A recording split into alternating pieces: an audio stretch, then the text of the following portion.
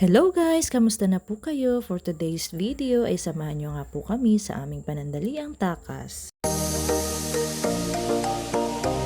So ayun na nga, late na naman ang ating pag-upload sa videong ito dahil nga naman napaka-busy ng ating buhay. Galing nga pala kami ng Candelaria District Hospital nung linggo dahil meron po kaming dinalaw. At pagkatapos ay nag-decide nga po kami na magdiretso na nga dito sa Dawal Resort para magmerienda sandali dahil tumakas nga lang kami at ang mga bata ay naiwan, baka maghanap na sila mamaya.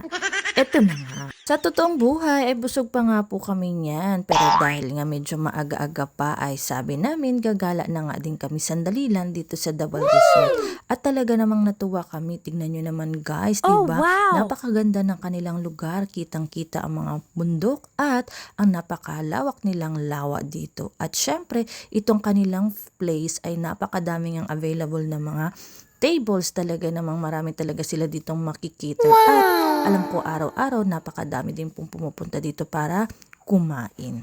At itong araw nga ito, November 2 kami nung pumunta at late ko lang po na-upload ang video ay nadatnan nga po namin sila na nag-aayos din ng kanilang lugar dahil parang meron silang gaganapin na event kinagabihan. So bago nga matapos ang videong ito ay samahan niyo po ako mag-order ng aming memeriendahin dahil kami nga po ay nagmamadali na dyan at ang mga bata ay naghihintay. So ayan, dahil food is life, kahit busog ay talaga namang o-order at o-order pa rin kami.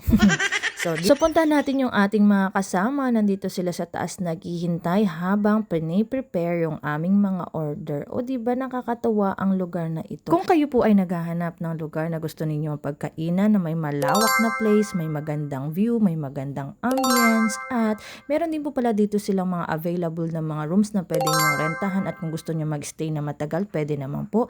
Subukan nyo pong pumunta dito sa Dawal Lakeview Resort. Located lamang po ito dito sa Wakun, Candelaria. Malapit lamang po ito at along the highway. So paano, hanggang dito na lamang po. Ingat po kayo palagi. Bye!